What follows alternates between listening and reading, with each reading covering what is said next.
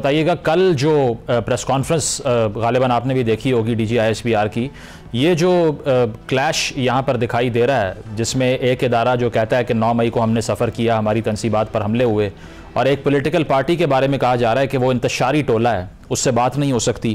آپ کو کیا لگتا ہے کہ یہ معاملات کس طرف جا رہے ہیں؟ کیونکہ پولیٹیکل ٹیمپریچر تو کم ہونے کی بجائے بڑھتا دکھائی دے رہا ہے، اس سے جو پی ٹی آئی کا رسپانس آیا وہ بھی خاصا ریڈیکل تھا۔ دیکھیے، ریڈیکل جو رسپانس ہوتا ہے اس کے نتیجے میں یا تو ریڈیکل رسپانس دینے والے کو اپنی قوت پوری طرح دکھانی ہوتی ہے، جس کا نتیجہ یہ ہوتا ہے کہ دوسری سائڈ بھی اپنی پوری قوت دکھا سکتی ہے۔ تشدد سے کبھی کوئی مسئلہ حل نہیں ہوا، طاقت کے مظاہرے سے بات نہیں بنتی، آخر میں تو سب کو مفاہمت کے راستے پر جانا ہوگا۔ لیکن پہلے سیاسی جماعتوں میں اگر مفاہمت ہو جائے تو ادارے سے بات کرنا ان کے لیے آسان ہوگا۔ اور یہ جو ایک نقطہ نظر ہے کہ ایک گروہ جو ہے وہ انتشاری ٹولہ ہے، یہ اس گروہ کے علاوہ باقی سب کی رائے بنتی جا رہی ہے، جو کہ بدقسمتی کی بات ہے۔ تو کسی بھی سیاسی قوت کو دیوار سے نہیں لگایا جانا چاہیے، لیکن سیاسی جماعتوں کو بھی کوشش یہ کرنی چاہیے کہ وہ اپنے آپ کو دیوار سے نہ لگا لیں۔ آپ نے وہ جملہ سنا ہوگا پی ٹی آئی کے ایک رہنما کا کہ ہم تو اپنے باپ سے معافی نہیں مانگتے۔ یہ جو لہجہ ہے، یہ لہجہ جو ہے یہ مفاہمت کرنے والوں کا، بات چیت کرنے والوں کا نہیں ہوتا۔ اور کل کی پریس کانفرنس نے ایک اور معاملہ حل کر دیا، وہ یہ ہے کہ پی ٹی آئی کا موقف یہ تھا کہ جی ہم سیاسی جماعتوں سے تو بات کریں گے نہیں، لیکن ہم اداروں سے بات کرنے کے لیے تیار ہیں، اسٹیبلشمنٹ نے کل کی پریس کانفرنس کے ذریعے اس کا جواب دے دیا ہے کہ اگر آپ کو مفاہمت کرنی ہوگی تو سیاسی جماعتوں سے کرنی ہوگی، اور اس کے بعد ہمارے ساتھ تو آپ کو یہ بات کرنی ہوگی کہ آپ نے جو انتہائی موقف اختیار کیا ہے، اس انتہائی موقف کے نتیجے میں ہم کیا ری ایکشن دیں۔ یہ زمینی حقائق ہیں، اس میں یہ بات نہیں ہے کہ میری خواہش کیا ہے۔ آپ کو پتہ ہے میں نے کتابوں میں یہ لکھا ہے کہ پاکستان میں آئین کی بالادستی ہونی چاہیے، جمہوریت ہونی چاہیے، اور سب کو اپنی اپنی حدود میں کام کرنا چاہیے، لیکن یہ میری خواہش ہے، تجزیہ میرا یہ ہے کہ ہم اس رخ پر جاتے نظر نہیں آ رہے۔ تو اس میں جو ڈونلڈ بلوم صاحب سے ملاقات ہوتی ہے پی ٹی آئی کے وفد کی، آپ کو لگتا ہے کہ وہ کوئی وائلڈ کارڈ انٹری ہو سکتی ہے وہاں سے اگر اسٹیبلشمنٹ بات نہیں کرنا چاہ رہی تو؟ نہیں، ایسی کوئی بات نہیں ہوگی۔ امریکنوں نے کبھی پاکستان کی اندرونی سیاست میں اس طرح سے مداخلت نہیں کی جس طرح پاکستان کی سیاسی جماعتیں چاہتی ہیں۔ یہ لوگوں کی غلط فہمی ہے۔ ایک دو مواقع ایسے آئے اور اس میں بھی بہت ہی پیچھے انہوں نے کردار ادا کیا ہے۔ اس وقت امریکہ کا پاکستان پر کوئی اس قسم کا لیوریج نہیں ہے۔ مثلا جب صدر مشرف کو یہ کہا گیا کہ آپ صدارت چھوڑیں یا آرمی چیف کا عہدہ چھوڑیں، دو میں سے ایک، یہ دونوں آپ ساتھ ساتھ نہیں رکھ سکتے، اس کے بارے میں ایکچولی صدر بش نے مجھ سے بات کی تھی اور مجھے بتایا تھا کہ یہ کس طرح ہوا۔ تو اس وقت ان کے پاس لیوریج تھا کہ ہم آپ کی امداد بند کر دیں گے، ہم آپ کی سپورٹ بند کر دیں گے۔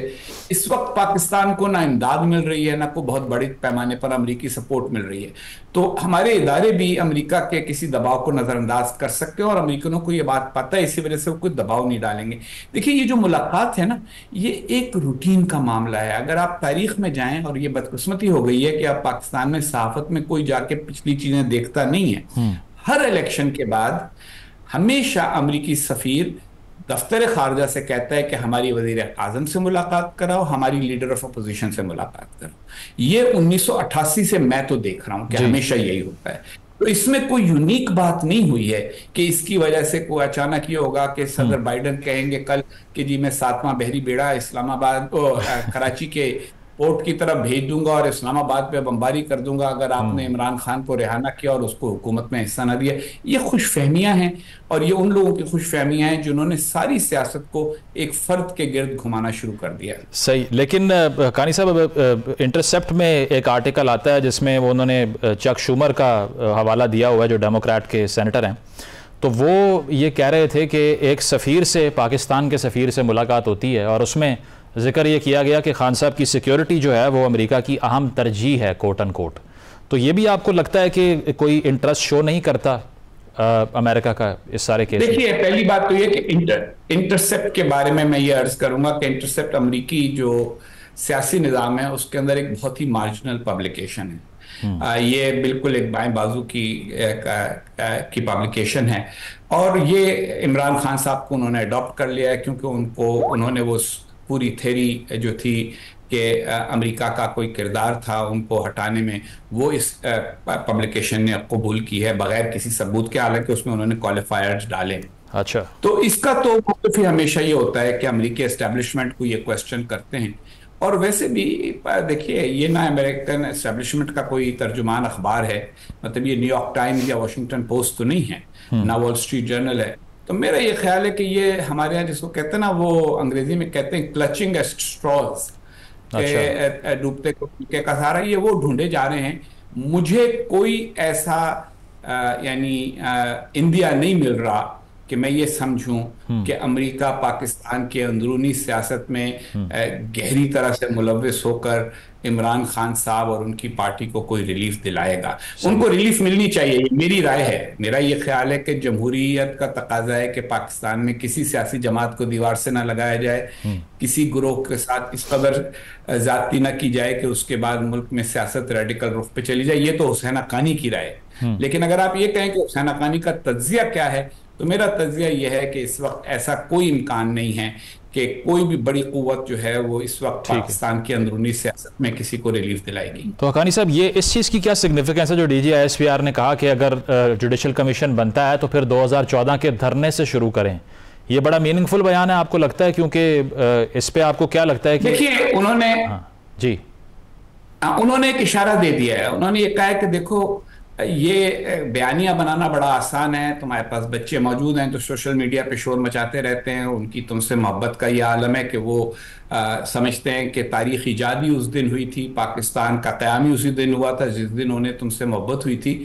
لیکن اس کا یہ مطلب نہیں ہے کہ ہمیں تاریخ نہیں پتا، اور ہمیں یہ تاریخ پتا ہے کہ 2014 کے دھرنے میں جنرل ظہیر الاسلام جو اس وقت D G I S I تھے، وہ تمہارے پیچھے تھے اور تم مطالبہ کر رہے تھے کہ انگلی اٹھائے امپائر، اور امپائر سے تمہاری مراد آرمی چیف تھا، اور آرمی چیف نے انگلی نہیں اٹھائی، اسی وجہ سے تم نے دھرنا ختم کیا۔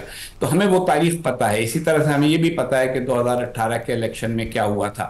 تو بطور ادارے کے فوج کی طرف سے یہ پیغام مل گیا ہے کہ تم کچھ ہمارے اہلکاروں کے بینیفیشری بھی رہے ہو، اور کچھ کے ساتھ تمہارا ایک قسم کا تضاد بھی بنا ہے، لیکن اس کا یہ مطلب نہیں ہے کہ تم ہمارے ادارے کے اوپر اس طرح سے حملہ شروع کر دو جس طرح تم نے شروع کیا ہے۔ اچھا حقانی صاحب، یہ بہت سی پارٹیاں پاکستان کی ہسٹری میں، جس کے بارے میں آپ بھی لکھ چکے ہیں، ٹرانسفارم کرتی ہیں آئیڈیولوجیکلی۔ مسلم لیگ نواز کی اگر 90s کی، آپ ارلی 90s کی آئیڈیولوجیکل بینٹ دیکھیں، وہ اب آ کر کچھ اور ہو گئی 2013 کے بعد۔ آپ کو لگتا ہے کہ پی ٹی آئی نے کچھ نہ کچھ ایوالو کیا ہے؟ ان کے ترجمان کہہ رہے ہیں کہ ہم اگر بات بھی کریں گے اسٹیبلشمنٹ سے تو اس لیے کہ آپ اپنا کانسٹیٹیوشنل رول پلے کریں۔ اور خان صاحب نے کل کی پریس کانفرنس کے بارے میں یہ رسپونڈ کیا ہے کہ خدارہ سیاست سے نکل جائیں، ہم یہ کہہ رہے ہیں۔ آپ کو لگتا ہے دے مین اٹ؟ یہ ان کی بات اسی وقت میرا خیال ہے کہ باقی سیاسی جماعتیں قبول کریں گی جب وہ یہ مان لیں کہ باقی سیاسی جماعتوں کو بھی اسٹیبلشمنٹ نے ماضی میں نشانہ بنایا ہے اور وہ بھی غلط تھا۔ وہ انہوں نے اب تک نہیں کیا۔ جو پی ٹی آئی کے بیانیے میں سقم ہے وہ یہ نہیں ہے کہ انہوں نے اب سیاست میں فوج کی مداخلت پہ تنقید شروع کر دی ہے۔ سقم یہ ہے کہ وہ ماضی کی اس مداخلت کو قبول کرنے کو تیار نہیں ہے جس کے نتیجے میں انہوں نے وہ بیانیہ بنایا جس کے اندر جو باقی بڑی پارٹیاں ہیں ان کو چور ڈاکو کہا گیا۔ وہ مولانا فضل الرحمان سے ملنے پر تو آمادہ ہو گئے ہیں، لیکن آج تک انہوں نے یہ معافی نہیں مانگی کہ ہم مولانا فضل الرحمان کو ڈیزل کہا کرتے تھے۔ وہ ابھی بھی اس بات کے لیے تیار نہیں ہیں کہ وہ یہ مانیں کہ مسلم لیگ کے ساتھ 2018 میں زیادتی ہوئی اور پیپلز پارٹی میں 1977 سے لے کے اور 2008 تک مسلسل پیپلز پارٹی کے ساتھ زیادتی ہوئی۔ یہ باتیں جب آپ نہیں تسلیم کریں گے تاریخ کے بارے میں اور اپنے حریفوں کے ساتھ بات چیت نہیں کریں گے تو جمہوریت میں تو حکومت بھی ہوتی ہے، اپوزیشن بھی ہوتی ہے۔ اس میں یہ موقف نہیں ہوتا کہ میں حق ہوں باقی لوگ باطل ہیں اور میں اسٹیبلشمنٹ سے اس پر بات کروں گا کہ میرے حق کو کیسے قبول کیا جائے۔ صحیح، ٹھیک ہے، بہت بہت شکریہ۔ حسین حقانی صاحب موجود تھے اور ان کا کہنا یہی تھا کہ پی ٹی آئی اپنے اس بیان پر کہ وہ نہیں چاہتے کہ سیاست کے اندر سیاسی جماعتوں کے علاوہ کسی اور کا رول ہو، اس میں سیریس ہے، تو پھر ان کو ماننا پڑے گا کہ ان کے مخالفین کے ساتھ جو زیادتیاں ہوئیں وہ بھی اسی نوعیت کی تھیں جو کہ وہ اپنے ساتھ ہونے کے بارے میں کلیم کر رہے ہیں۔ ایک بریک شامل کرتے ہیں، بریک کے بعد واپس آئیں گے، اسٹے ود اس۔